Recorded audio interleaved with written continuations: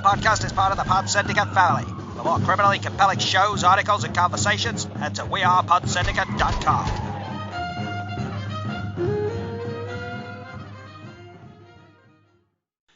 Hello, good morning, good afternoon, good evening, and welcome to episode 379 of Film Bastards. Don't worry, folks, we're not angry this week. Thank you for the feedback.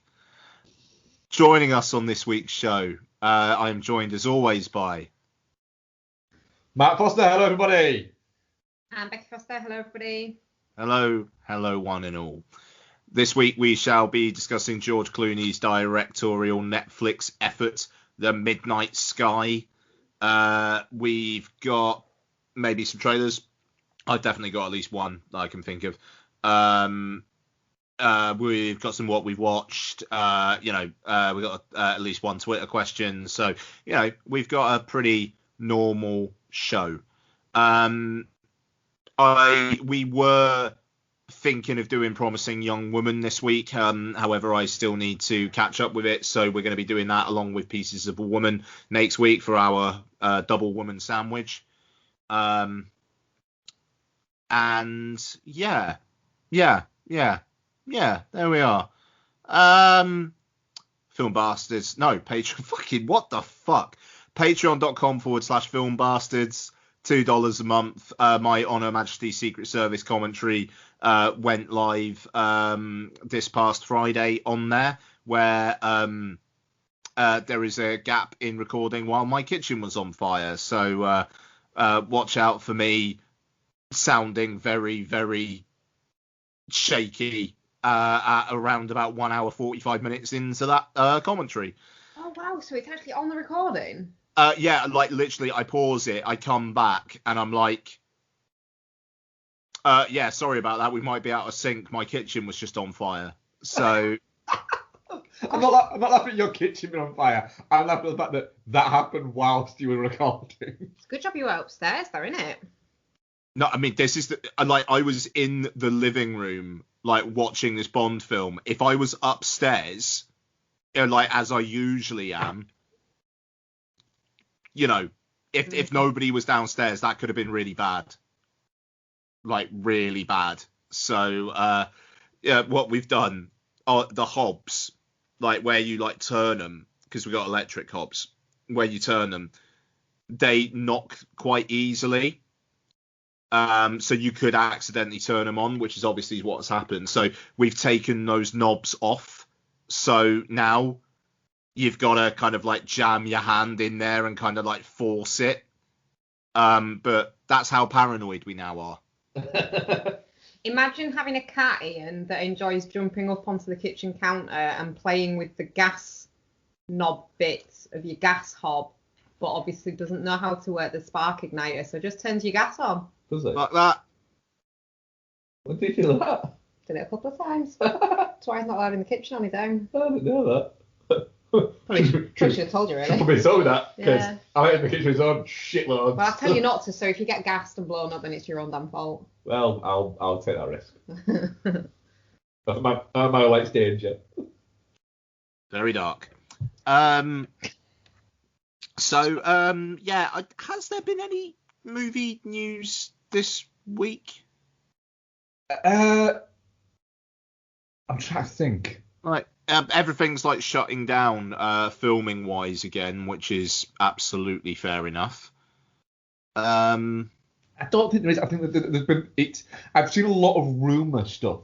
So if there's been rumours stuff, it usually means that there's not any actual news. Yeah. Oh, that was it. The Disney Plus are getting Stars onto it.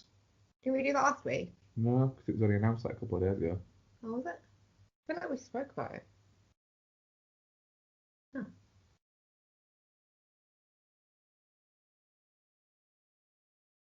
Ian, have we Ian? lost you?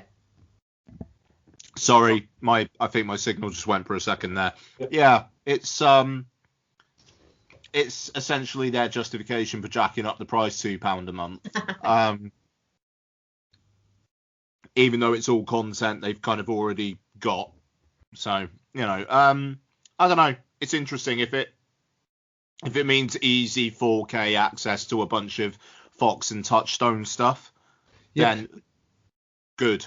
Yeah, it literally said the advertisement is you getting a lot of the Fox TV shows, and then hundreds of new movies. So an extra £2 a month if we get the majority of the Touchstone and the Fox stuff.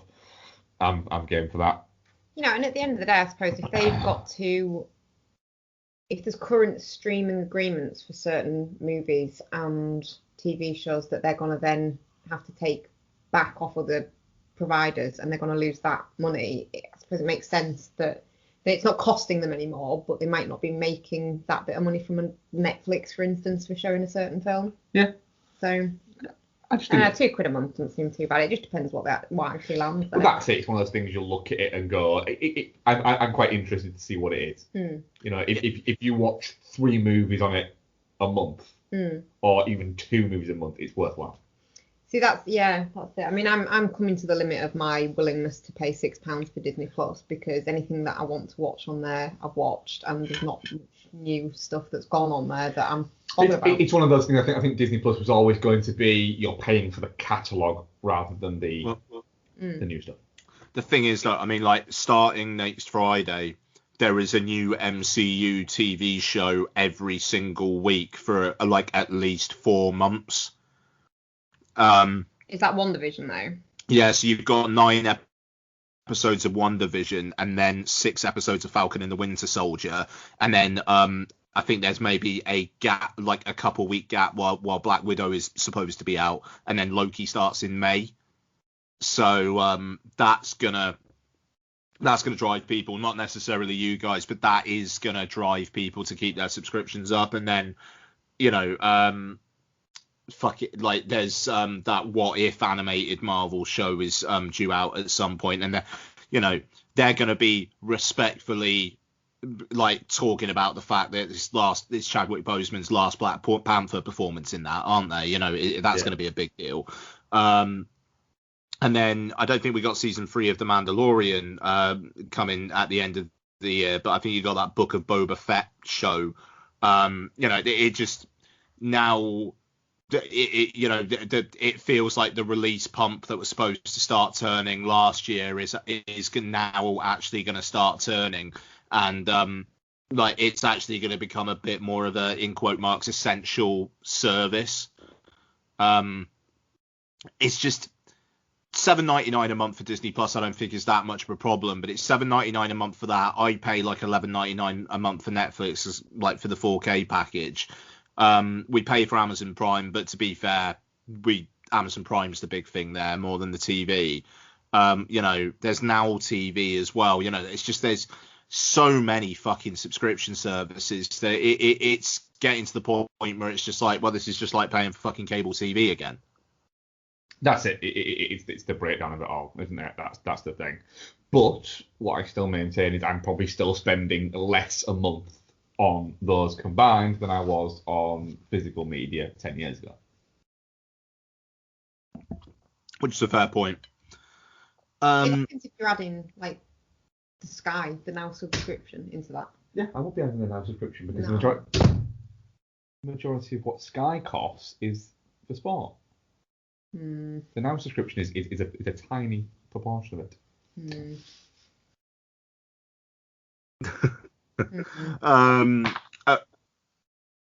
I suppose the other thing, it's a very small thing. Apparently Michael Keaton is replacing Ben Affleck as like the main Batman of the DCEU.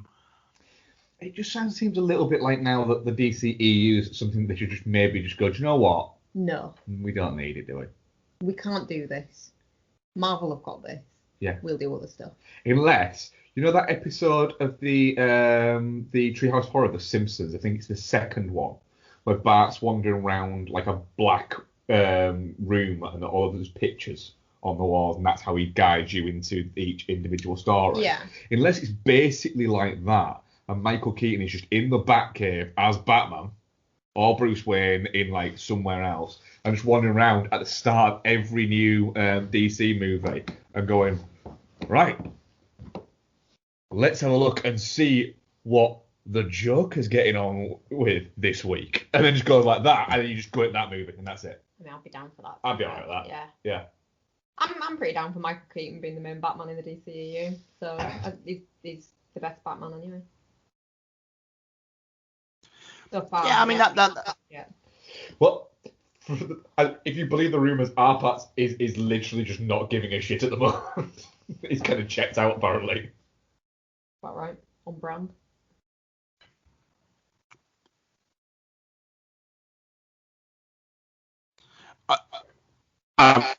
Yeah, I mean, there's going to be a lot of shit written about how the fuck Robert Pattinson came to be Batman in the years to come, I think, it's like his agent was just like, for the love of God, if you do this, I will let you make 5 films with the Safdie brothers in a year if you'll just do the fucking Batman. It is a little bit like that. It's like, it's almost like they're going on. Remember when we said after the last Twilight movie, you could pick whatever movie you want, and you could just have a career where you just pick whatever you want because you've made your nut. And he's gone, yeah, he's gone, right. You've spent a lot of your nut making movies that make no money. Could you just maybe just do another one for them? Well, that's it. I mean, because if you think about it, like, Twilight finished up in what, 2012? Yeah. 2013 maybe. So we're getting on for 10 years since Twilight, and since then, has he actually done a one for them? No. The closest thing he's done to anything kind of like big, big scope and anything like that was Tenet, which I don't think you can in any way count as a one for them.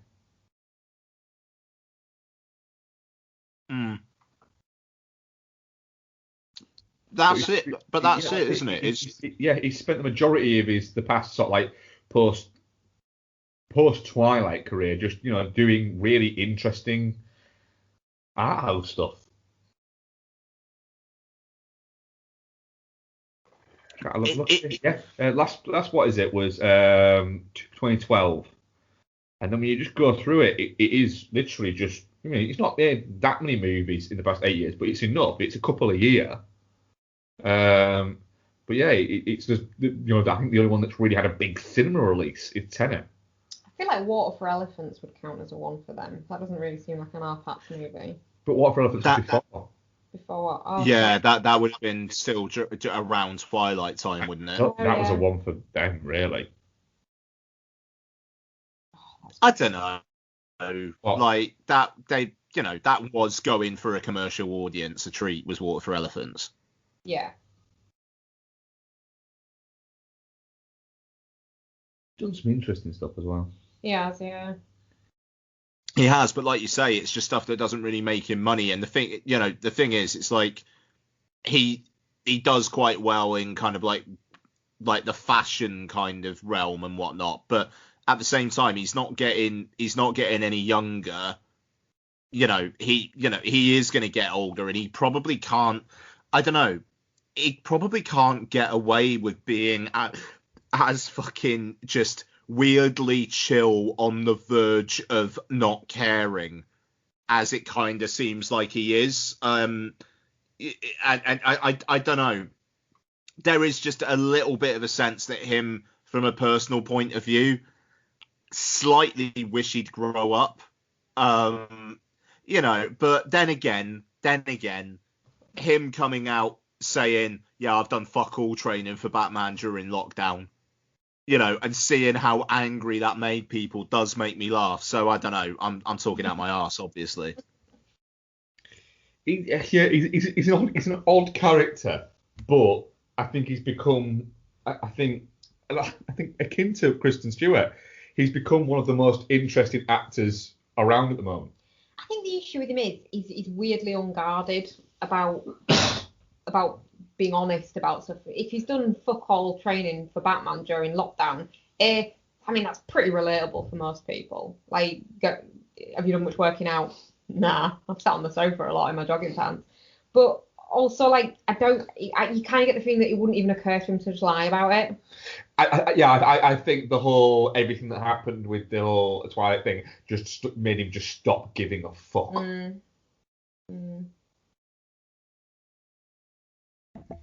You caught me with some food in my mouth. I'm so sorry. I'm trying to think. I don't think there's been any other news. I think it's been, like I say, it's kind of quieting down a little bit. I think everyone's been a bit preoccupied with Everyone's been a bit preoccupied, and everyone's just kind of waiting for. I think the corona apocalypse to finish. I think in America, everyone's waiting for just January the 20th, when, you know, hopefully sanity can start to resume. And in this country, we're just, you know, we're literally have a government that is the living embodiment of, no, dig up, stupid. Yeah. Ah. Just keep my head down and hoping that the impact of, like, all this shit and Brexit isn't as bad as I worry that it's going to be. Mates, pretty much every single fucking website, like shopping website, are going on to at the moment. It makes me laugh. They got banners talking about, like, potential delays to deliveries because of border issues, and it's just like, which one's that then? The corona or the Brexit? Have you seen Sainsbury's in Northern Ireland have been having to sell Spar stock because of issues with getting stock across from England to Northern Ireland? You mean but there's going to be no border issues between, you know, the rest of Britain and Northern Ireland. Absolutely not. Spar stock. Yeah, literally, that is. Kenny, yeah. Just whip that Spar, grab a shitload of milk. We just can't get it. just there's 20 quid. Go get as much as you can, but just tell them, just tell them it's all for you. Don't say we're reselling it. I just think it's all a bit. Hey guys, just a quick note. I'm just kind of editing this in now. Just a quick note before we continue. I sound awful for basically the rest of this show. Had real internet connectivity problems and had to start recording on my phone.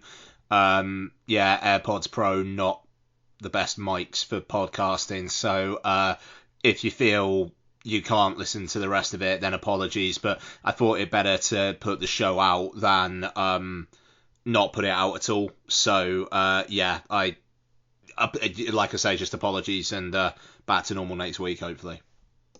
Okay, so let's move on to trailers. Have you guys got anything this week? Only Lockdown. Yeah. This is coming awfully fast, isn't it? It's a little bit, isn't it? And it does seem like a movie that was made during lockdown. Yeah, like, it kind of seems like the two main actors, the only actors that are going to be in it, like famous actors that are going to be in it, not on a video screen. Yes, yeah. Everyone else seems like they're going to be. Well, yeah, that and Stephen Merchant. Yeah.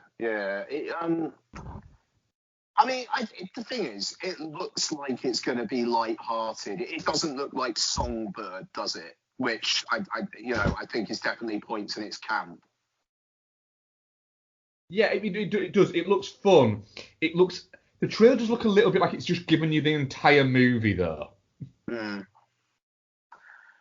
Yeah. I don't know. I mean, I'm intrigued. Lord knows how it will come out over here. It's on HBO Max next week. Can't imagine it's next week. Yeah. Get out.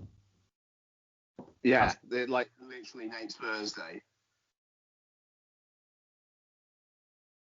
I think that it's got a release date of the UK, the 5th of March, I believe. Okay, all right. So they are going to hold it over here then. I mean, it kind of feels like maybe that kind of bet that Warner's could take, like, early March. It's not a blockbuster, but it's got some names in it and whatnot. And, if things are being relaxed by early March, there probably is an argument for do people just want to go out and have a light-hearted time about COVID? I could see that working. Yeah, I could as well, actually. What I will say is when I thought it was going to be, originally from the start of the trailer, when I thought it was going to essentially be Anne Hathaway and Chiwetel Ejiofor stuck in a house together for like 2 months when they split up literally at the start of lockdown, and it was just going to be them just not getting on or starting to get on like that, I was a little bit like, all right, I'm actually quite interested in this. When they added a diamond heist from Harrods into it, I was a little bit like, oh, okay. I did enjoy Chiwetel Ejiofor asking that guy, how many asses do you have? Yeah, it was what I said, yeah. That was quite amusing, that. It just... It feels a little bit, I don't know, I don't know is the world ready for a lockdown movie yet that is that? I'm not sure, but fuck it, why not? Let's give it a go. I mean, it's fascinating, and also Mark's saying that I kind of sound like I'm in a fishbowl. Unfortunately, it is what it is tonight. I'm not going to be able to kind of get out of that. My Wi-Fi is being funny, and this is basically the best I can do tonight. So sorry, listeners. But yeah, Host, that came at a time where, it was early August that came out, and at a time where things were being loosened and people was kind of seeing each other again. Pubs were open and they were imploring us all to get out of the fucking house and whatnot. So I think, it's like if Host came out this week, would it have been the cultural, the pop cultural force that it was in early August? I doubt it. Whereas with lockdown, it's light-hearted, I mean, and fucking Songbirds talking about how COVID mutated. It's like, well, yeah, tell us something we don't know. But at least in Songbird it's killing people. This new variant doesn't seem to be more killer. But yeah, I'm up for seeing light-hearted COVID stuff. I can't say I'm particularly in the mood to watch Host right now. And there is no fucking way on earth you would get me watching Songbird right now. But Lockdown, I think I can give it a go now. Yeah, I'm looking forward to giving it a go. Like you say, it looks a little bit light-hearted and a little bit fluffy, and I'm down for that. I'm down for watching Chiwetel Ejiofor in that kind of movie because I really like him when he's in that kind of form. So I've not seen this trailer. So what? So the trailer basically is that Chiwetel Ejiofor and Anne Hathaway are a couple, and they essentially break. It would seem like they break up, or she tells him that she wants to break up, but it's just as lockdown starts. Right. But they think it's just going to be 2 weeks, and then it obviously becomes more and more time. But it seems like that they get into a situation where they can actually, by what they do for jobs, they can end up stealing a £3 million diamond from Harrods, and so they decide why not. I mean, fair. Yeah. But it looks fun and a little bit kind of like capery, but capery in a lockdown world kind of way. Yeah. I'm quite up for it. If it's anything more than 104 minutes long, it's going to be too long. I don't know. I'm waiting for the whole the outraged. How can you make light of something like this? Oh, there will be that, yeah, without question. This pandemic and the lockdowns ruining people's lives, which, the Jennifer Aniston Christmas tree decoration. Oh God, yeah. Yeah. Why do people make a big deal of that? Why do people care what she's got on a Christmas tree? Yeah. But yeah, no, it looks fun. And do you know what? It's a new film, like a new film. Not a new film Not that one we that's knew been delayed. that we knew about 6 months ago that was Yeah. supposed to be out. It's a Yeah. brand new film. Mm. A brand new film. Yeah, Nice. so I'm down for that. That's fair. Okay, no, very good. Right, let us move on to The Midnight Sky. Oh, that sounds nice, doesn't it? It sounds like a lovely family tale that we all want to sit around the fire and watch at Christmas. I must say, I'm really fucking glad I didn't watch this at Christmas. Directed by George Clooney and starring George Clooney, Felicity Jones, David Oyelowo, Cara. How the hell do you pronounce her name? Kaelin Springle. I'm going to go with Kaelin Springle. Kyle Chandler, Damian Bashir, and Tiffany Boone. Midnight Sky has been some sort of apocalypse. We don't really know what it's to do with, and you get little bits and pieces, but it's conveniently kind of like clouded in radio static. Augustine, a scientist in the Arctic, where because apparently the poles are going to be hit last, is on his own in a research base, trying to establish contact with a mission which is coming back from a potentially habitable planet. But he is shocked when he discovers that a little girl has been left behind. That is Iris, played by the girl with the difficult name. The worst of the Dragon Tattoo sequels. Can I say something? I know how to pronounce the name.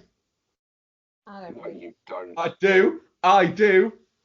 Go on, then. It's Kaelin. It's just the Irish spelling of Kaelin. Have you just googled that? No. Do you know how I know that? Go on. Because Liverpool player called Queven Kelleher, and his name is spelt mad like that with just letters that make no sense. So I know that's Kaelin. No? It's like my school friend Siobhan, when I first talked to her on MSN Messenger, because that's what we all talked on when I was in school, and it came up Psyopan. I was like, who are you? And she was like, Psyopan. I was like, what? What? And she was like, Shiv. And I was like, oh, Shiv. How did you think Siobhan was spelled? I still think that spelling of Siobhan is witchcraft. I mean, like kind of like Chevrolet, but that kind of structure. I mean, I can almost guarantee there is a child out there in the same like these kids where they do stupid spellings and parents call their children Nevaeh because it's heading backwards and stuff like that. There will be a Siobhan out there with it'll be CHEVAWN or something along those lines. Oh yeah, no question, yeah. For sure. And so it should be. And what's her mum's name? Anne. Lovely Anne. Great woman. Great name. Anne.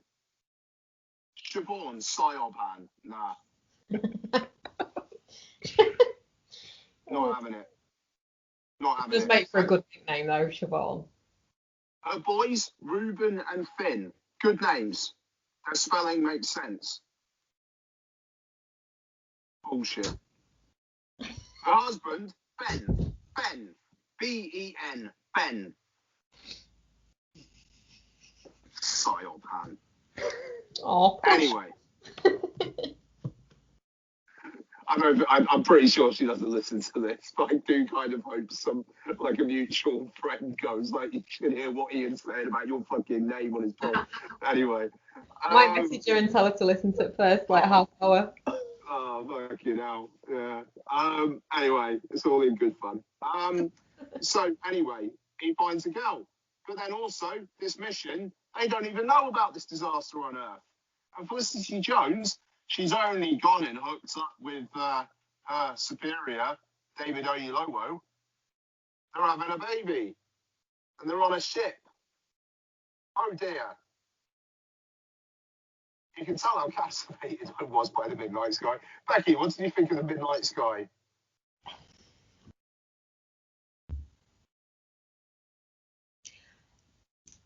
You need to say something at some point, Becky. Yeah, I liked it for quite a big stretch of it. That's my problem. But it fucks itself at the end, and I still can't get over the end credits. Like the choice made with those end credits. And it's like, yeah, well, we'll just have it like candid footage, and they're just like, they're just going about their business, doing their work on the ship. But they've not touched any of these buttons for the entirety of the movie. Why would they suddenly start having so much to do with buttons? Well, to be fair, they have recently lost like 60% of their crew. Don't try and defend it. No, I'm not defending. The credits are fucking stupid. Like, seriously. Go on. They have some big newsreaders earpiece doesn't work energy going on. Yeah, where they're just sat there awkwardly shuffling papers and waiting for the cue and like looking around in the distance. It is so fucking awkward. And then he gets up and fucks off, and she's just there, beep boop boop, in buttons that clearly don't do like anything because they have charted their course to this moon. So that she's just there pretending to do something. And then she wanders off to the back and she does some at a different little pedestal. It just goes on for so long as well while the credits are going. Like, have it for a minute or so and then cut to black and have the credits over that. It's on for like an hour. It feels like. But it's quite an hour. It's a long time though. But it is a while.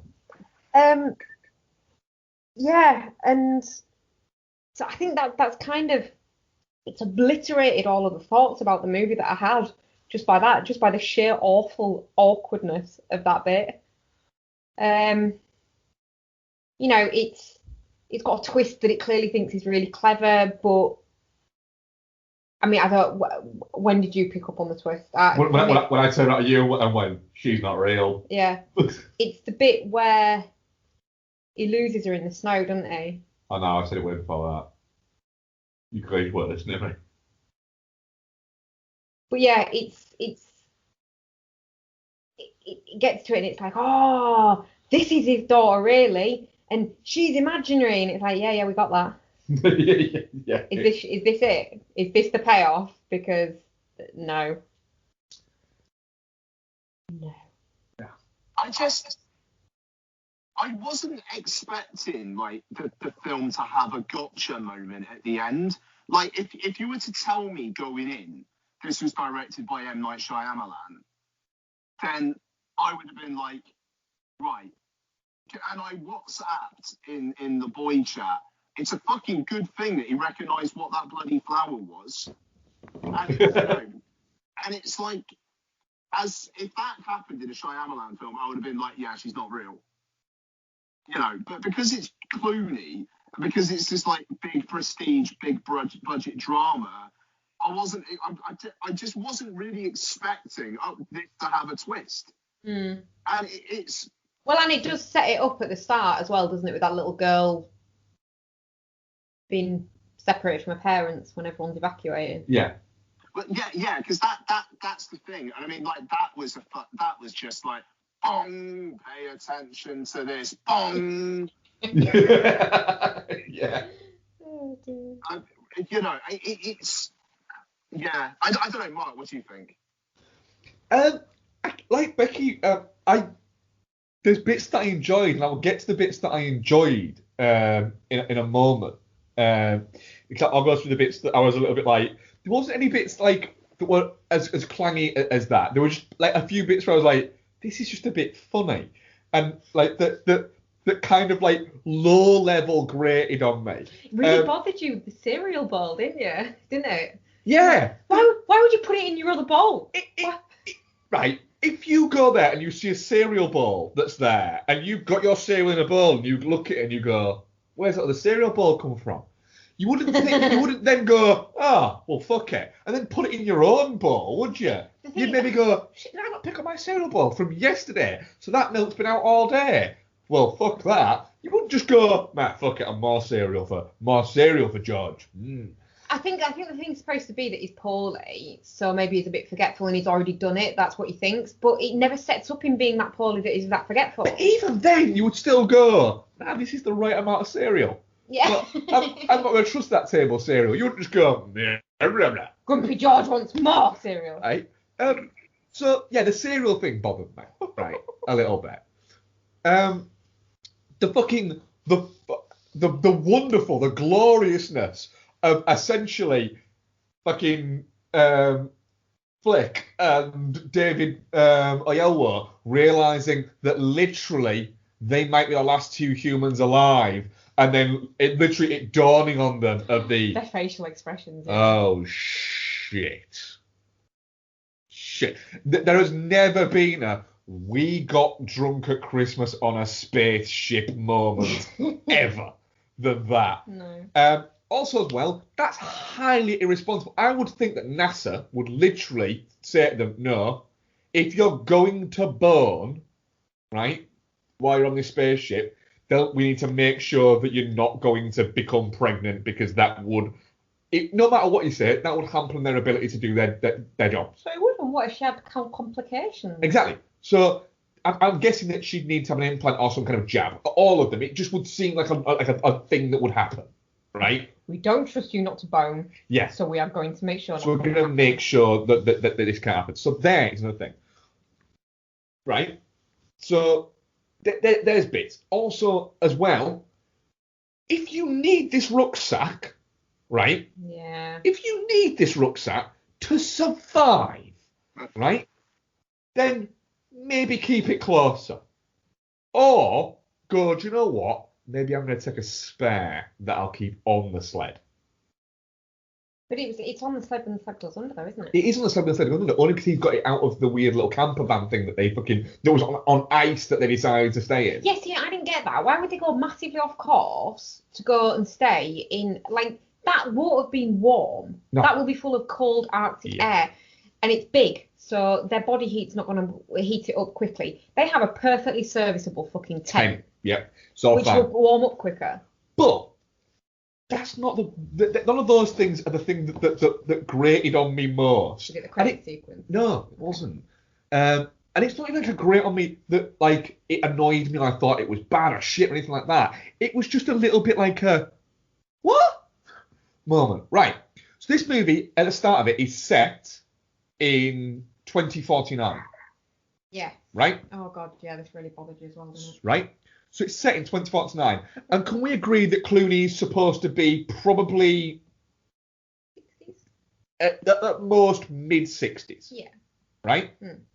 So when he's earlier Augustine, Mm-hmm. right, young Augustine, he's probably what, mid-30s? Mm-hmm. So we're saying that is probably set now. The early bits, the bits where he's just, scientist, what is it? Is set now. Can we all three of us agree on that? Mm-hmm. Yeah? Right. So why are all the flashback scenes, with the exception of the one at the observatory, so the other bits, the bit where she's telling him, you don't care about me, you only care about your job, and the bit where they meet, why is it almost like that's set in the 30s? Yeah, that's a good point. It's just, it's a little bit, and I think you can say this for a lot of Clooney's directorial work, it's a bit all over the place. And I think Clooney is a good director. This doesn't seem like a air quotes Netflix movie. It just doesn't. No. It looks really nice. It looks like all the money's there on screen. But it's just a little bit thrown about. And I think this often happens with Clooney in the fact that he seems to go, I want this to look like this, I want this to feel like this. And it's like, right, but that doesn't make sense when the other bit feels like this. And but the bits with Clooney I found engaging. Yeah. The little girl is engaging. Mm.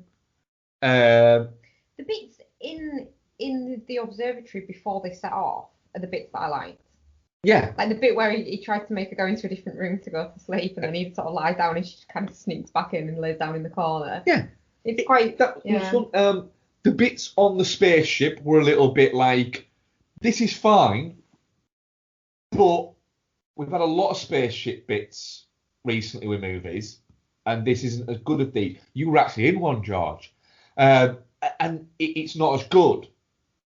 And it just, I don't know. I'm getting the feeling with Clooney a little bit like, because he doesn't do a lot now. It's like he became George Clooney, and he worked really hard to become George Clooney, and now he's kind of like gone, well, I've done all that. It's like I've unlocked all of those achievements, and I'm just going to sit back and look back on all of my achievements. It's kind of since he got married, though, and you kind of hope that it's because he's just happy. That's fine, but he doesn't seem happy. He doesn't seem happy. He doesn't. He seems a bit grouchy. Yeah, he seems like he's got a Harrison Ford kind of vibe going on, like surly and a bit. A little bit of a. I think I said it to Ian when we were chatting about it on Messenger. He's gone from being really charismatic, which I think he still is in this, to just seeming a bit like I'm better than you vibe.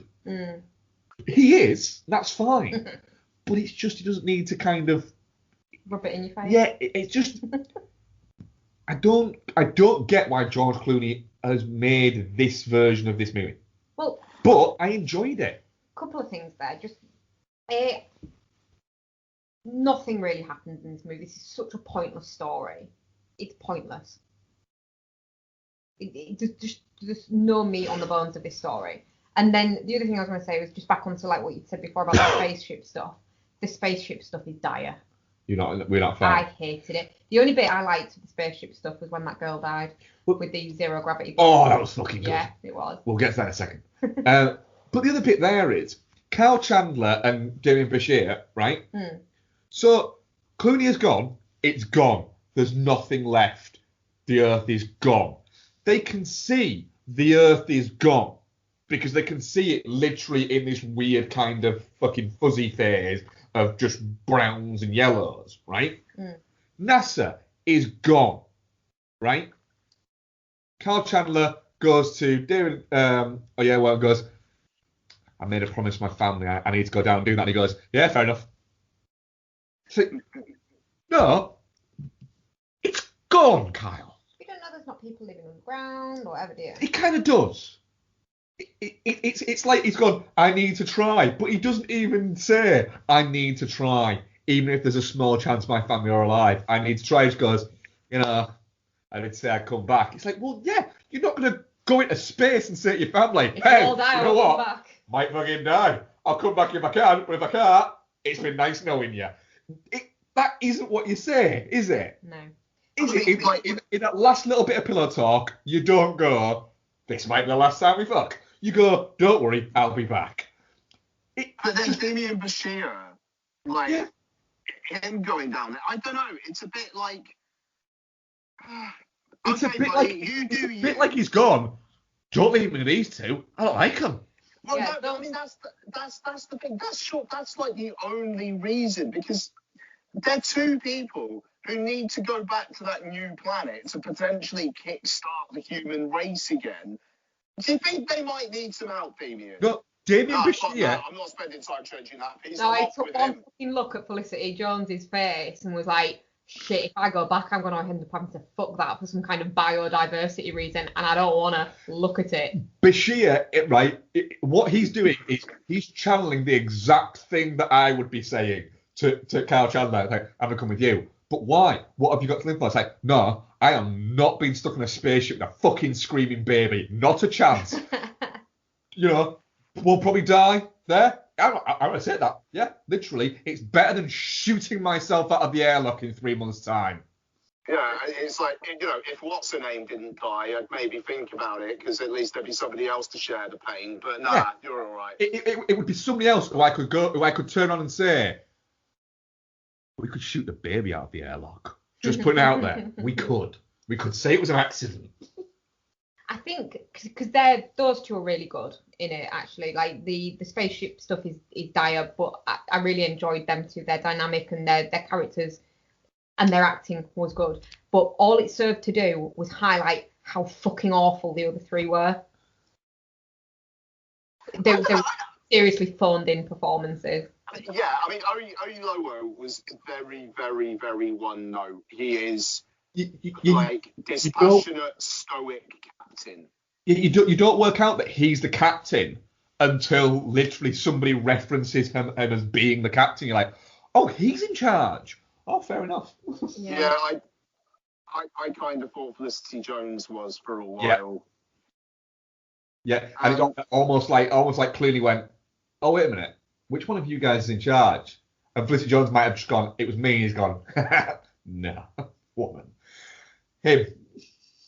I don't like the whole kind of, the whole women don't give a fuck about their appearance when they're pregnant trope either. That, it bothers the fuck out of me. Brush your hair, put on some makeup, just be a bit less fucking flat. She's so flat in it. She's a humorless shrew. I like Felicity Jones as well. I like her in everything else I've seen. She's in fucking Inferno, for God's sake. What a film. What a film. It's a masterpiece. I won't go that far. But wait. I will just say about Felicity Jones's appearance, I thought she was haunting.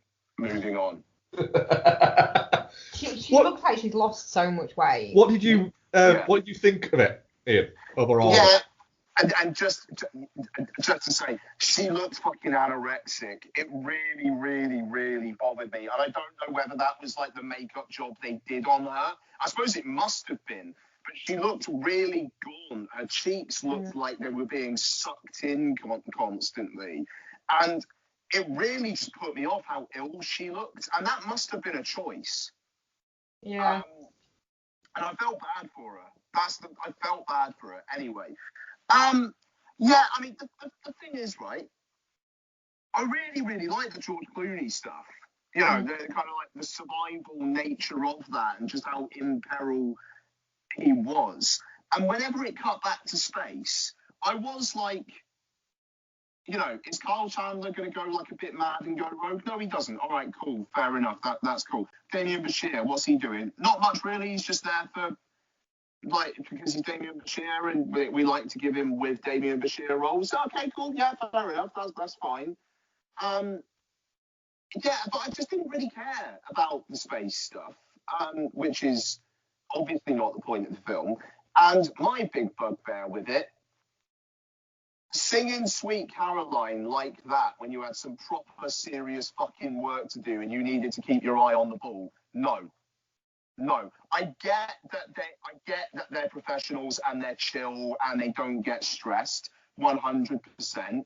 But going off on Sweet Caroline like that in that situation where Carl Chandler says they're basically flying blind earlier on, they're still flying blind, and what happens? That girl dies. What I would say there is, as well, Clooney misses a directorial piece here. Because he misses it, right? So you've got the build-up and they're all singing and everything like that and everything's going. And you're watching going, something's about to go wrong, isn't there? Right? What it should have done is when the Sweet Caroline bit comes in, it should have gone boom to the outside of the spaceship. The noise should have gone from being, the song should have gone from being playing within the what is it to being the soundtrack. And it should have gone boom, and then the thing should have fucking crashed and hit. And you'd had a bit of a, oh, fuck, that went, what is it? Whereas what happens is they just carry on singing Sweet Caroline, and then things go, what is it? And it lacks drama. Because you've not got the crescendo of it all. You've got a build, and you have a perfect crescendo that it almost feels like Clooney almost had it, but then just couldn't be bothered to do it. Yeah. No, you're right. There's bits of it that feel a little bit like that with this movie, where it's like, we've almost got it, but... Yeah, like missed opportunities. Yeah, like literally, we went, right, what I wanted to do is, I wanted to do this, wait, oh, no, it's 5, see you all there. It does feel a little bit like that. Yeah. It just felt depressingly. Yeah. You know, I thought Clooney was good. I felt really, really fucking sad for him. Like, I thought his part of that ending worked. His kind of like resigned to his fate, but the kind of like the hope that things will endure. I thought that worked, but then again, it just kind of pressed the "can you see what's happening here" kind of klaxon too much, and it took away from it for me.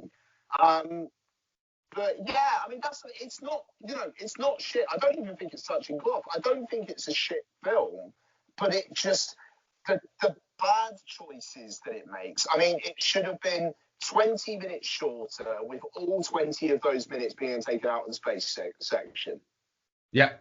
The space section should have been half of the movie. It should have been a little flash across. And it seems like the space bits are there literally just to justify the budget. Mm. And it makes no sense whatsoever. What I will say is, like you referenced there, Bex, though, the zero gravity blood bit, when she first takes the helmet off and the blood just starts coming out all in like big droplets, and the girl just goes, "That's too much blood," and you watch it going, "That is too much blood." Yeah, you are right. Yeah. No, but even before that, like the build up to that, where she's like, you see her walking, and then there's just like a drop comes into her helmet, and she's like, and you're like, "Oh fuck, that's blood. Where's that coming from?" Yeah. And then from there up until like when she dies, that bit's really well done. It's really tense, yeah. It's like, why was the rest of it not as well done as that bit? Mm. They What? I was going to reference the credit sequence again, but I won't, because it bothers you how much it bothers me, doesn't it? You do seem a little bit focused on that. They used all the tension from that section in that section, and that's why it was so bad. It was gone there. Yeah. I mean, just the thing about the ending is, they're having a conversation, then the conversation ends, and you just expect something else to happen.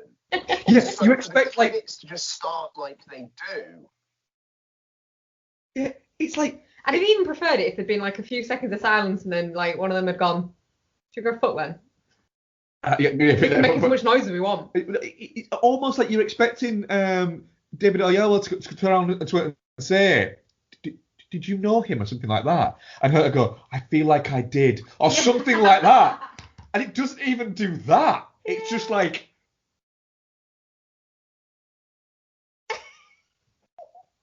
It doesn't go for it doesn't go for like a cheesy ending or anything, but it just goes with a like a what is that, Yeah. that's it, is it? Yeah. Right. Are those credits? Yeah, I think they're credits. Yeah. Okay. We're just gonna keep watching. Yeah. Yeah. It is a little bit like if you're in the cinema, you go, "Wait, do we leave now? Do we leave now? Are the why are the house lights on? Should the house lights have come on? Do we go? Fuck it, I'm going." Thing is, if they'd done a different thing and had it fade to black, you could have switched it off. But because it keeps going, you think maybe something else is going to happen, so you can't switch it off. So you're just there. But what else could have happened? There should have been some sort of warning light should have flashed up, and then it should have just cut to black. Yeah. The red light should have come back on, and they both should have just gone, "Oh," and then I mean, it probably would have been against the spirit of the film, but red light flashed on, and then flashed back off again, and Clooney just appeared behind them. now he's in her head. Yeah. It's like that. It's like you're wondering, like, did she know? It's the thing is, it's not shit, but I don't know how it's not shit. I think it's not shit because the Clooney side is engaging. Yeah, and I'd absolutely agree with that. I feel like I've just kind of like talked it down loads, but I still gave it 4 out of 5. Oh, I'm a 3. Like, no way am I a 4. Like, those 3 stars are basically all Clooney. I think I did or give it his section. I did give it 4.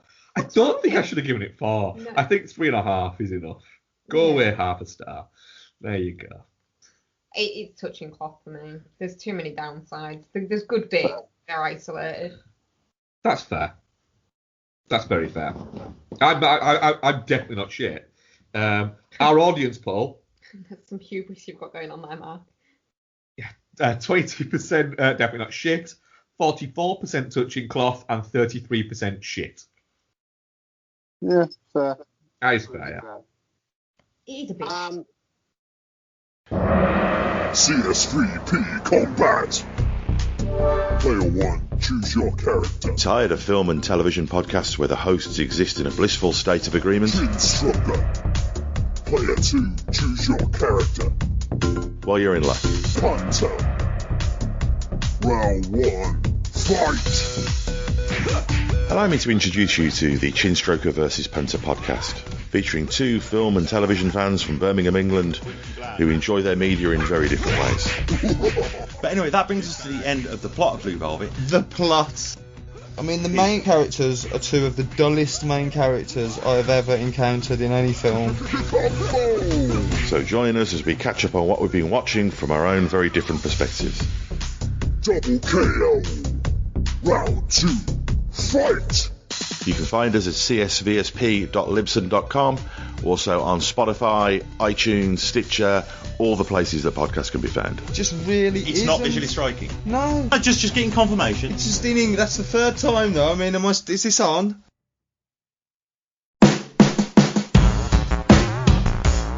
Are you a craft beer junkie? Do you eagerly anticipate the freshest IPA release from your local craft brewer?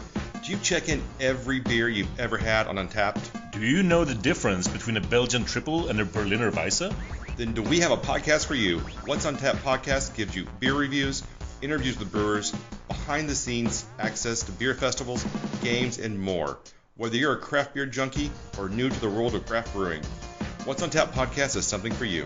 Check us out online, iTunes, Spotify, YouTube, and now wearepodsyndicate.com. And as always, keep drinking, you dum-dums.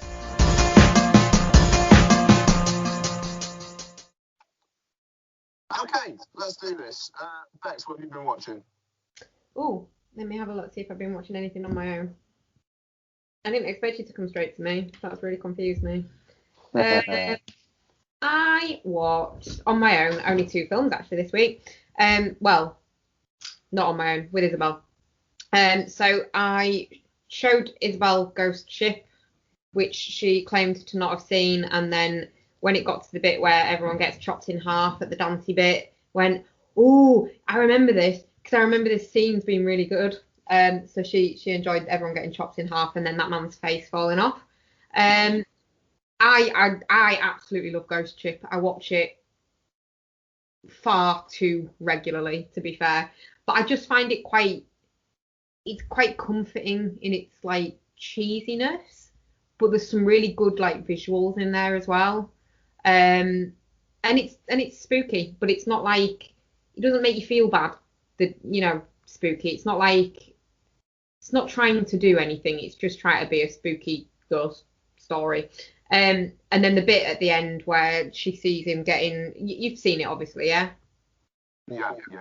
So she sees like the soul collector dude getting on another ship with another like crew and bunch of passengers and stuff, and it's all just gonna fucking start again. It's just great. I would have watched the sequel to that movie, Ghost Ship. Oh yeah. And then the other one that I watched with Izzy was Sleepy Hollow.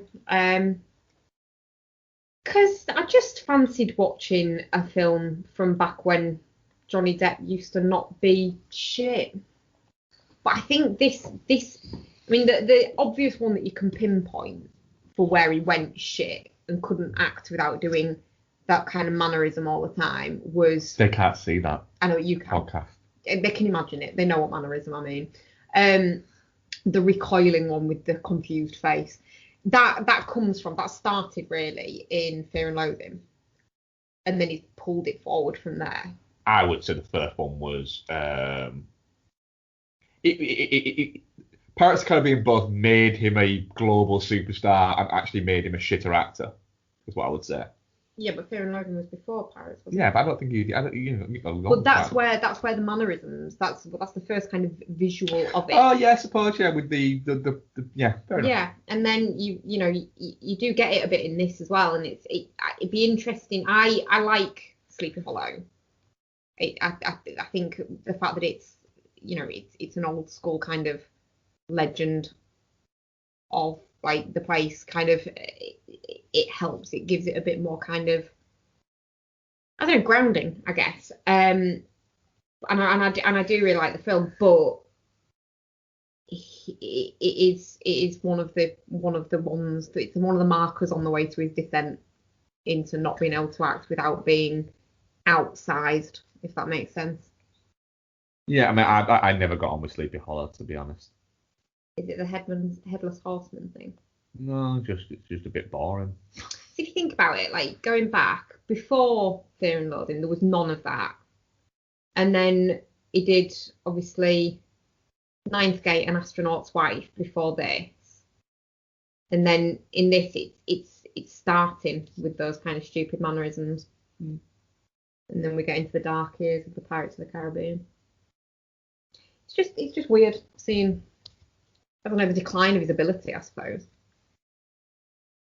Fair enough. And they're the only two I watched without you. Oh. Should we do our what we've been watching, Ian, and then you can do yours? Yeah, go on. Cool.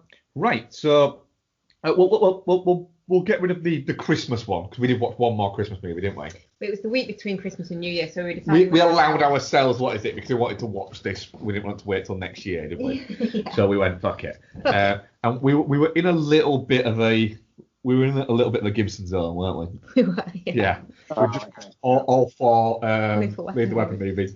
And so we gave Fat Man a go, which is the Elsham Nelms and Ian Nelms movie, starring Mel Gibson, Walton Goggins, Marianne, Jean-Baptiste, a few other people. So the basic gist of it is that Santa Claus is real, but he's Kris Kringle, but he is Santa Claus. And he essentially lives in Alaska and works in Alaska, has elves that make things. But he gets like a grant from the US government every year to provide toys to the good children. And yeah, his grant's getting smaller because the good children are getting fewer.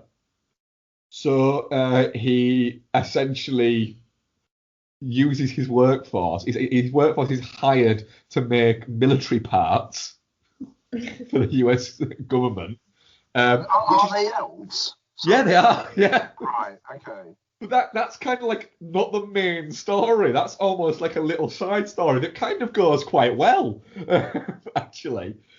Until Walton Goggins shows up. And the main story is Walton Goggins kind of has an obsession with Santa Claus because he didn't get what he wanted when he was a kid. But he's also a assassin, a hired assassin, who has been hired by a sociopathic little kid to kill Santa Claus because Santa Claus gave him coal for Christmas. And that's kind of like the story, isn't it? Yeah. It's really good. Fucking great. It's not like over the top, like stylized, is it? I don't know. The bit where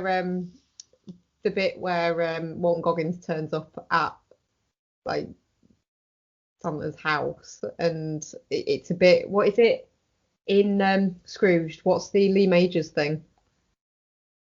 Oh, I can't remember. Like the reindeer died. Yeah, yes. It's a bit like that. It is a bit like that, yeah. It is, but done like in a really like grimy way. Santa's such a dick. Santa's a dick, but he's not a miserable dickhead or anything, is he? He's just pissed off that there's no more good children. He's just to make pissed off that there's less good children. And the threat of Santa's not there because obviously they won't get the Santa's toy, but they'll get loads off their parents. So like. But Marianne Jean-Baptiste plays essentially Mrs. Claus. and yeah, their relationship is quite adorable. Yeah. I mean, obviously, everybody, if you've not seen it, wait till next Christmas because you're in for a fucking treat because it's a lot of fun. And it will, without a doubt, be on like Netflix or something like that next Christmas anyway. Yeah, it's surprisingly good. It is, yeah. Yeah, Walter Goggins is channeling some energy.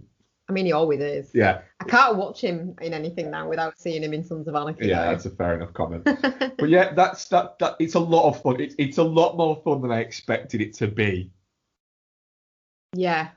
So it's like, what kind of vibe is this going for? It's going for like a serious Santa movie. It's going to be a bit depressing and bleak and stuff, and it's just not really, is it? It's a bit like it's fun. It's dark, but it's funny as fuck. Yeah, there's a point where one of the the head elves is that they're having lunch in the canteen that they've got, and they're basically it's just all like fucking like cakes and what is it and all this lot, and you've got one of the army guy that is there.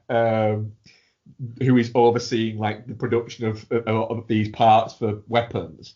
He's sort of saying, this isn't a balanced diet. You should have protein and carbohydrates and fruits and vegetables. And the elves are looking at me going, no, don't agree with that. Well, this could explain the fact that your short stature and the grey complexion that you all have. I think it's like, yeah, maybe, but we can work 14-hour shifts back to back, and you guys can't. And it's like, and he's like, that's a fair point, yeah, that's fair enough. And just kind of agrees with them. Yeah, it's a good time. It's Fat Man. Moving on, continuing our Mel Gibson little mini. What's it? Oh God, yeah, he's in this, isn't he? We watched Joe Carnahan's new movie, Boss Level. Right. Yep. Which I explained to Isabel as Happy Death Day with Frank Greer, to which she said, "Who?" Yeah, Frank Greer, who literally is playing a human thirst trap. I mean, yeah. Yeah, he is in this. Yeah, it's the guy's in his 50s. He's a hot guy in his 50s. There's a moment where literally, it's like Joe Carnahan has gone, Frank, just stand there with your shirt off for a minute. And then he's gone, what? And he's gone, can we just shoot this? Because it's just fucking fun watching him without his shirt on for a little bit. And you kind of watched it going, yeah, it is kind of fun watching that shirt on. It is. So the idea about Boss Level, I won't give too much away because this movie is a new movie. We are all spoiled all the time, but let's not spoil things for the sake of spoiling things. Yeah. Is because anyone who hasn't seen this movie needs to watch it. Yeah. He keeps waking up in the same time loop, doesn't he? Yes. No matter how he dies, it's basically Groundhog Day, but it's framed like a computer game. Yes. Which is a lot of fun in that. And there's a lot of like weird deaths and bits like that. And then he starts working out how he's got to actually try and beat this computer game. So it's done because it's the whole thing is done like an 80s B movie, but also at the same time have like a kind of noir, sci-fi noir twinge to it. And yeah, it's an awful lot of fun. Yeah, it really is. Yeah, watch it when it comes out because there's a lot going on with it that's fun. The Selena Lowe playing Gwyn Yen, a samurai who literally has an annoying catchphrase every time she kills somebody. I am Guan Yin, and I have done this. Yeah, I just keep saying it over and over again. It's a good time. Very, very heavy recommend on that one. We did our customary New Year rewatch of When Harry Met Sally, didn't we? Yes, we did. I don't think we really need to talk about When Harry Met Sally. Don't need to talk about When Harry Met Sally, but I will say what I always say about When Harry Met Sally. Every time I watch it, it just gets better. We're having paprikash for dinner at some point this week. Yeah, we are. Yeah. I think the weird thing is, if When Harry Met Sally was released now, people would go absolutely fucking nuts over it and talk about how amazing it was. And then the other half of people would go on about how terrible it is and how awful it is, and how they depict relationships and things like that. But it just all feels quite real and quite realistic. that's the thing. It's like you watch it and it's like he is kind of a dick in it. He is kind of a dick to her. He puts her down quite a lot and he's quite like dismissive of her emotions and stuff like that. But then sometimes he's really lovely, and that's more realistic in a relationship than just everything being hearts and fucking roses all the time, because it isn't. And like films that are made now that people don't find problematic, it's like you watch it and you're like, yeah, but that's not how it is. Yeah. You're swapping out reality For an idealized version. For essentially a sanitized version of what actually exists. And then young people, watch these movies, think that's what relationships should be like, get into a real relationship, it's not like that, and then they just never stay with anybody. Yeah. Because they're after this idealized version, which isn't. Yeah, it would be described as, oh, he's being toxic. It's like, no, that's just how some relationships work. It's not the toxic relationship. And the thing is, or anything like that. It's just she doesn't put up with it. No, sometimes people are dickheads, and the key moment is this. At one point, he's being a dickhead, and he literally realizes she's being a dickhead. She calls him out for being a dickhead, and he goes, "Yeah, I'm a dickhead. I'm sorry." Straight away, and it's moments like that. It's like, unfortunately, sometimes people are going to be dickheads. The thing is, she walks away from him a number of times. She walks away from that friendship a number of times before he kind of goes, actually, maybe it's me, and goes and like. Yeah.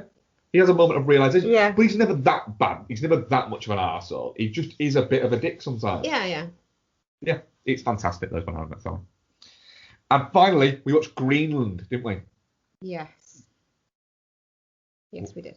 Oh. Yes, we did. Did you not like Greenland? Yeah, I did. Yeah. That's the most soft yes. There's just some very stupid decisions made. There's a lot of very stupid decisions made in Greenland, yeah. Stay there. All right. No. Nope, not gonna. And then she gets lost. Yeah. And then the child gets. Just there's some very stupid decisions made. There is a lot of very stupid decisions made. It's fun. There's not as much spectacle, and it kind of is more the on the ground drama. I think of it all, which is quite interesting.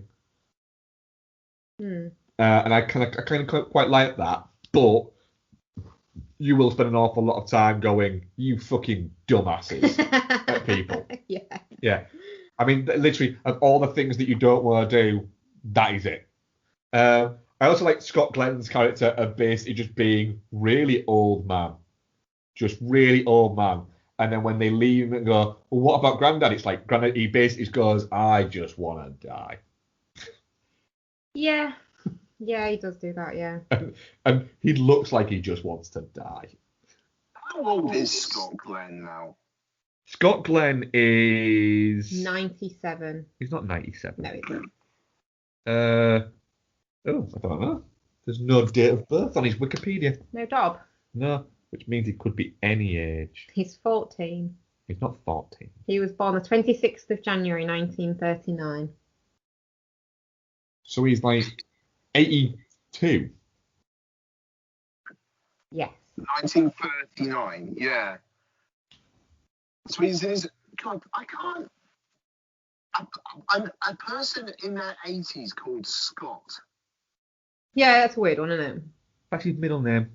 Oh, what's his first name? Theodore. Yeah, Teddy sounds more like an 8-year-old. Yeah, alright.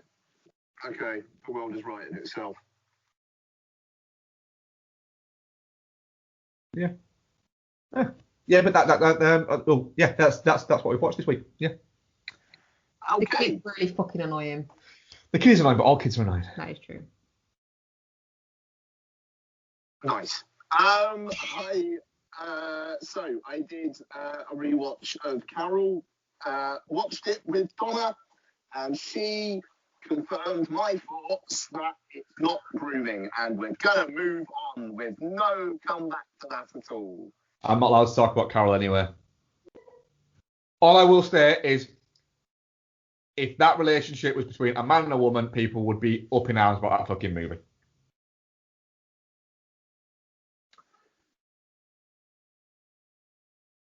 The next day, we watched a different film.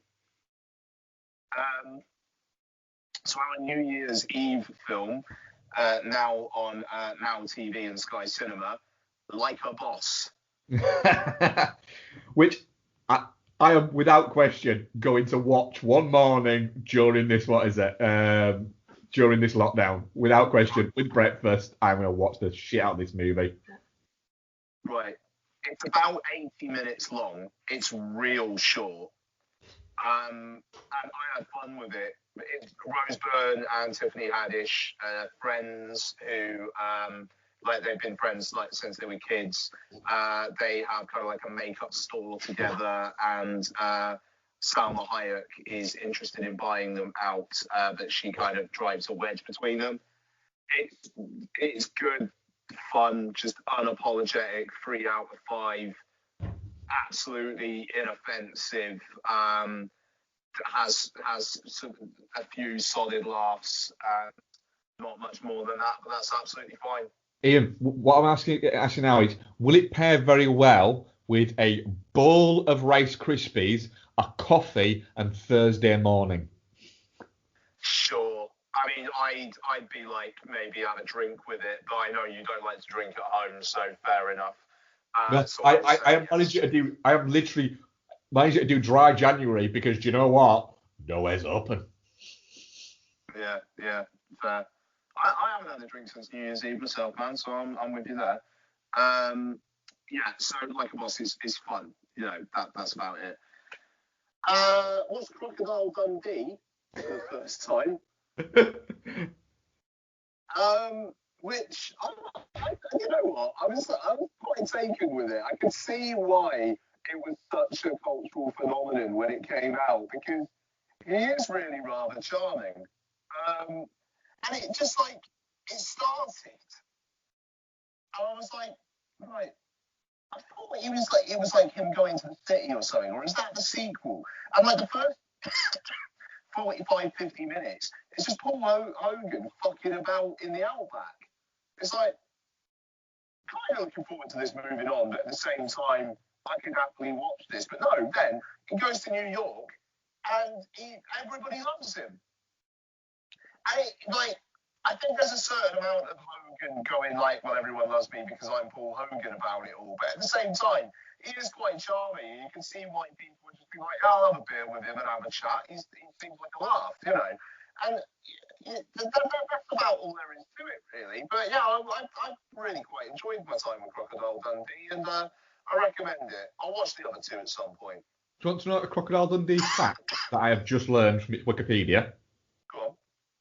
Crocodile Dundee remains the single most viewed Christmas Day programme in the United Kingdom when it debuted on the 25th of December 1985 on BBC One, with an audience of 21.8 million people.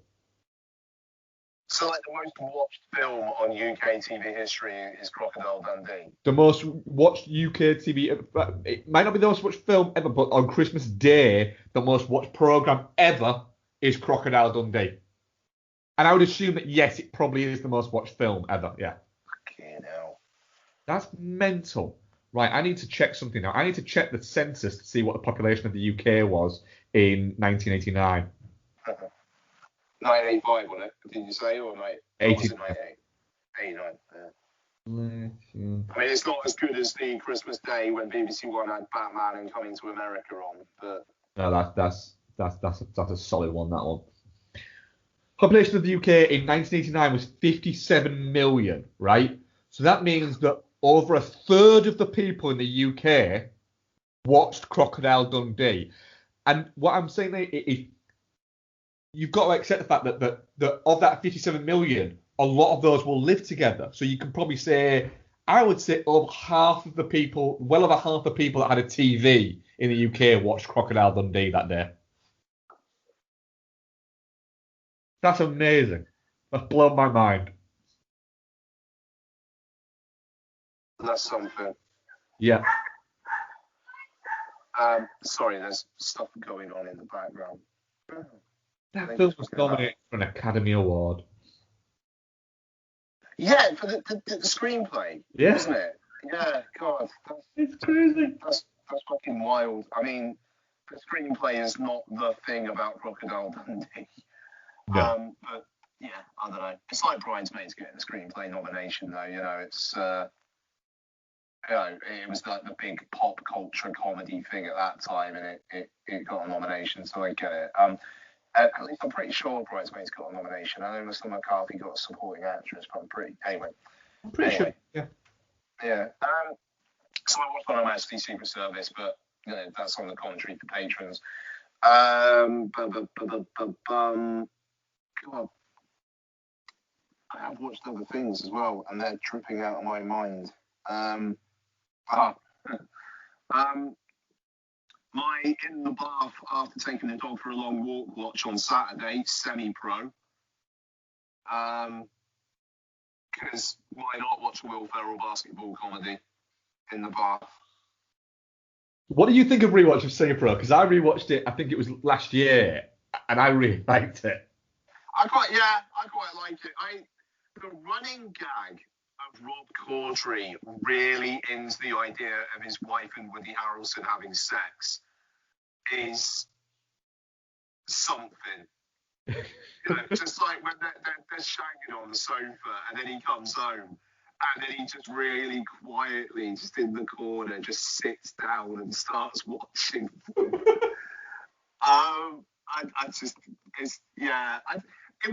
The thing is, it was at a time where I think there was a fair bit of Will Ferrell saturation. Like, it felt like there was a new Will Ferrell comedy like once every 3 months, and it seemed to just kind of come and go. But there's more than enough funny shit in it to justify the runtime, And I like that there's barely any conflict between the characters, like you think it's going to be Woody Harrelson versus Will Ferrell, and it's never that, Will Ferrell's just this guy who wants to show people a good time, It's like all the characters in it are actually quite nice. Yeah.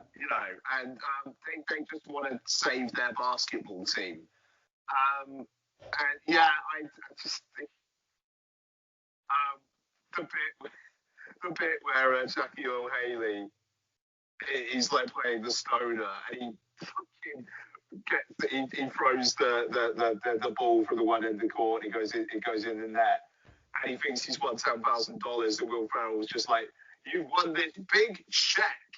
It has $10,000 written on it, and then later on, Jackie Earl Haley's like, "Well, the bank won't accept it. They say it's not a real check." And Will Ferrell's just like, "Yeah, but have you been to a big bank?" Yeah, you've been to a big bank, yeah. You need to go to a big bank that accepts big checks. And Jackie Earl Haley's like, yeah. It's silly, but it's a good time. What can I say? Yeah. Last couple. Rewatched Lord of the Rings: Fellowship of the Ring for a podcast I am doing with Jordan, which will be on the Pod Syndicate bonus feed, where we are going through the Middle Earth films now that they are in 4K on iTunes. Looks really good. I got all 6 extended edition Middle Earth films for 30 quid. It's like, you would literally pay £150 for them on 4K physical at the moment, and those sets don't even come with extras. It's ridiculous. But yeah, Fellowship of the Ring's fucking fantastic. I was watching it with Donna, and I just turned to her a couple of times and just went, "This is a good movie," and just I'm very, very happy I'm watching this, and that's just how. And particularly Fellowship. I'm intrigued to see how I go into Towers and Return of the King, but I really, really fucking like Fellowship of the Ring. Bex was asked me, said to me the other day, she's like, "Oh, do you know what I fancy doing?" I was like, "Well, actually, I fancy rewatching the Lord of the Rings movies." And my exact response was, "On your fucking own." It's a shame. The weird thing about me is, I really enjoyed them when I watched them first time round. I kind of enjoyed them when I watched them first time round when they came out on DVD.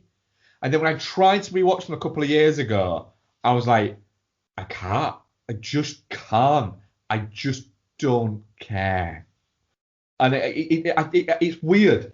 Maybe I should try and give it another go. But then the idea of watching them just makes me go, don't want to. Yeah. Okay. And some of the absolute shite that I will rewatch, especially in the next 6 weeks, it feels odd. I feel like I might have some kind of illness. Yeah, but I mean, everybody knows that anyway, Mark, so it's all good. That's fair enough. As long as we're all there. As long as we can be enablers. Yeah, absolutely. And the last one for me is I watched Monsoon, which is a film came out on like VOD. I think it was supposed to get a theatrical last year, but starring Henry Golding. Oh yes. So he stars as a Vietnamese born guy who fled. His family fled to the UK. His mother and father have died, both kind of like separated, but now he's bringing their ashes back to Vietnam. And he's kind of like reconnecting with the place as he also starts a relationship with an American guy over there as well. It's interesting because Henry Golding used to be like a travel presenter on, I want to say like Malaysian TV or Australian TV or something,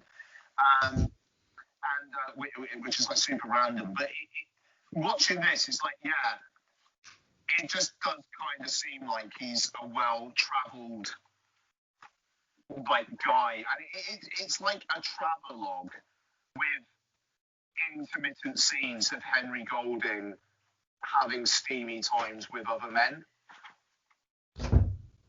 which, you know, I think is a Venn diagram that there'd be quite a few people in the middle of there, including myself. And yeah, I liked it. It definitely didn't blow me away, but it was a very pleasant watch. And Golding's just got some like natural charisma going on. I'm looking forward to seeing what he does in the future once films actually come out again. Apparently, he still is presenting this travel show. Wow, really? It's a BBC one. But it's not on the BBC here. No, it's BBC World News, BBC News, and BBC Two. Really? What's it called? The Travel Show. The Travel Show. And he's still doing it. Apparently, he's still doing it. Yeah. God, fair play. Then again, you know what? It's probably the BBC just saying, "Hey, Henry, do you mind if we pay you a bunch of money for you to go to these really nice locations?" Yeah, sure. Oh, why not? Yeah, good on him. So yeah, that's it for me as well. So moving on to Twitter questions. What do we have? We have one, I believe. I'm just going to find it now. I did have it a second ago and then I lost it. Rick Kidd, at Rick J. Kidd. When things return to a degree of normality and we can get back into cinemas on a regular basis, what innovation would you like to see introduced to improve the cinema experience? I'll say what I said on Twitter. Go on. Catheters. Strong shout. Catheters? Yeah. Aren't they things that go like in your penis so you don't need to pee? Yeah. Yeah. That's quite invasive for a cinema trip. I have one. Go on. Right. Now, the thing is, the cinema experience, the only thing that ruins the cinema experience is people who don't give a shit about the cinema experience going to the cinema. That's the thing that ruins it, right? Now, you can't have ushers or anything like that because it's just not going to work. It's unreasonable. Cinemas won't do it anymore. And B, it's unreasonable to ask a 19-year-old kid who's getting paid minimum wage to go up to a group of people and go, stop using your phones, please, because they're just going to take the fuck off, right? Mm-hmm. So, what you have is a camera in there, and immediately, as soon as it picks up the light of somebody using their phone, or it can hear someone talking too loud or anything like that, what it does is to that seat, it sends a small electric shock, and it electrocutes that person to make them go, oh, stop doing that, right? And if it has to do it again, it's a slightly stronger shock. If it has to do it a third time, it just goes into full electric mode until they get the fuck up and leave. And there you go. I think you've solved cinema's problems. Electrocute people. I think that maybe some sort of because very similar to you. If that's one of the few things that ruins it for me. Other people being obnoxious, but specifically phones, like a low-level EMP kind of non-damaging, but just blocks any signals. That's not a bad shout. Or lead walls. That would work too. It would work too. But like a genuine one that would help improve it. I mean, I do think that my electrocuted seats is a very good idea, but one that might actually come to fruition. I don't know. The thing is, I think there's some experience. Apart from other people who don't care about some experience, like I just said there, is really quite good. I mean, I don't. There's bits I don't like. I don't like recliner chairs. I don't like the ones like in the Cineworld, but the View ones are just fucking stupid. Oh, I fucking love them. I passionately fucking hate them. No, I like right? You're in a big like emotional scene in the movie, and you're investing it, and you're taking it away, and all of a sudden you hear. No, you don't really. You do. No, you don't. Some prick putting their seat back. No, because people don't tend to do it in the movie. They get comfortable and then they sit there. No, people do. But at least you can actually get comfortable in them. A few years back, my main complaint about going to the cinema, and my answer to this question would be seats that don't make your arse go numb after 10 minutes. No, I And like mean the you seat can that makes your ass go numb. No, it's fucking It makes you horrible. pay attention. No, it doesn't. It does. It makes you pay attention to how much your fucking arse hurts. I don't want a tray. I don't want a fucking tray that I have to fucking move out of the fucking way. There's And a not a tray. seat. Where's the tray? There's trays. The ones in View. They're not Why would you out. have a tray? You can pull them out, but they're not out. They are. They're all. You've just got to push it one side. I don't think that's That true. is absolutely 100% true, Rebecca. Well, I didn't have to push any tray out the way. No, because I move it the minute you fucking sit down. No to recliner seats. They're stupid and they should be banned. No, they're not. They're comfortable and they make it a more pleasant experience. Not for me, they don't. Just do your fucking fascist idea that you had when we were in the cinema the other day and make them disable the control once the movie starts. That should happen. It should be literally once the fucking BBC title card comes out, your seat stays in the fucking position it is in. If you're uncomfortable, that's your problem. They should have some kind of if they can do recliner seats, motorised recliner seats, then they should be able to do something for children that isn't those shit plastic booster seats. They should have them so that they'll raise up to a certain height as well. That would be my other one. So yeah, I hate children all the time. I hate those booster seats. Why are you scowling at me? I don't want anything like that, no. I don't care about Yeah, I know you don't, but here we are. that. But yeah, but I what? So I go on soft food. Only soft food should be allowed in the cinema. Nothing crunchy. No nachos. Popcorn, no. Whoever the prick was that fucking came up with the idea of fucking nachos in a cinema should be fired into the fucking sun. Cinema dogs are fine. They're soft. Yeah. You should only be able to find hot dogs and marshmallows. I'm put off by the fact that when I went to see a 9:25 showing on a Sunday morning of Byzantium, and literally there was a big fat woman there, and she was eating a massive hot dog, and then got up, went out, and came back and ate an entire tub of Haagen-Dazs. I was like, it's 9:25. That is why you are morbidly obese. You don't know what kind of day she's already had. She maybe needs that. She may be up all night. She may work nights. That was her dinner. That's a fair point. That was her. I have misjudged the big woman. Maybe that was her evening movie and her evening meal. That just happened to be in the morning. That's fine. Then I retract my statement. Right. Well, there you go. Does that mean we can have cinema dogs next time we go? Fuck no. I want to try one. I want to try a hot dog that's been on a fucking rotating rack for like 48 hours. I do not agree with eating in cinema. It's soft food. Yeah, so that's it. Okay. Wow, wait, what a way to go out. So that's going to do it for this week's show. Thank you very much for listening, guys. We are a Pod Syndicate podcast. We are at podsyndicate.com. Remember the Pod Syndicate bonus feed. We'll soon have Jordan and I talking the Middle-earth films. Yeah, I think that's about it. Next week we will be doing our duo women double bill. I don't know. We'll be reviewing Promising Young Woman and Pieces of a Woman. And then the week after we will have our best of 2020 show. 2020 show. I think that's probably about it. Mark, if you're not doing much, if you want to get in another World War Bastards at some point, maybe get Jordan on board as well. I am. Oh yes. For that. And I haven't decided yet, but I will be doing some form of Patreon show at some point in the next few weeks. Very good. Bex, get fucking streaming something, please. Game wise, Yeah. I might play all the Resident Evil games in order. You've been promising to do this for like a year and a bit. I work for a living, Captain Lockdown. That's Oh. a fair point. I'm not all day.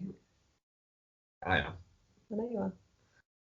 Like it. You two would so much rather swap as well. Fuck yes. Yeah, literally, we really, really. Well, we commented on this the day, like yesterday, didn't we? You basically said it's like. Not in general. Like I'm glad that they've kept us working throughout the other two, but it's just, I can't do it again for a third one, and this one's going to be long as well, and we're just going to be sat there in the office, not open, with the doors locked, doing fuck all. How many sales do you do a day, Bex? That's not the point. They were from earlier in the week, just 6, but that's not the point.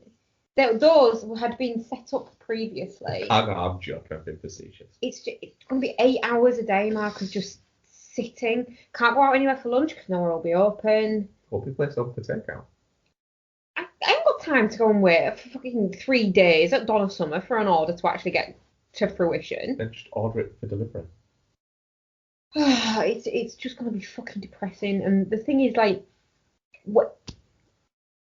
when you're there and getting paid, you kind of feel like if you're not doing anything, you're taking the piss. But there's nothing to do. Like, it was dead in December, and it was actually busier in November during the lockdown than it was in December because everyone was just gearing up for Christmas. So all the little pickup jobs that we had to do, they're done. It's just going to be shit. Honestly, I could have cried last night. Okay. And then it's like, oh yeah, before the announcement, it was like, oh yeah, it's going to be till the end of January, isn't it? I missed the start, didn't I? So you can shut up hurrying me up. I'm not an Oscars fucking winner. And then it's like, and then we'll review it after February half term, and it's like, no, I could have coped with the end of January for 6 fucking weeks.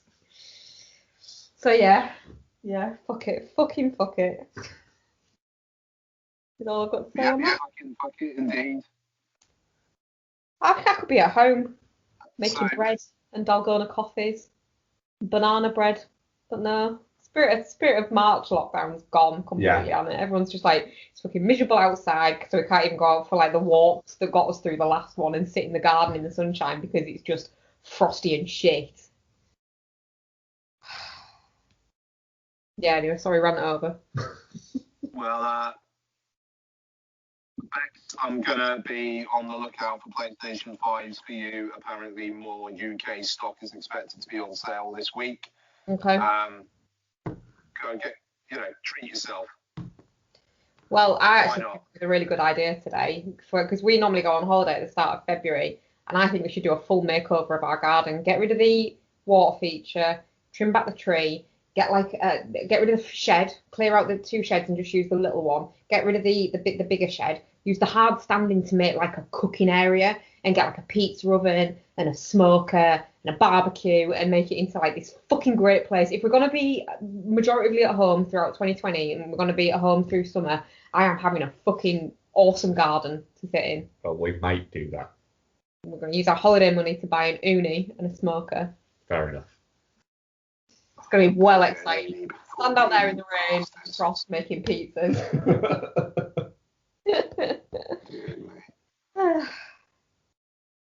Right, okay, that'll be it, guys. Thank you very much for listening. We'll speak to you next week. Stay safe, take care. Bye bye. Bye.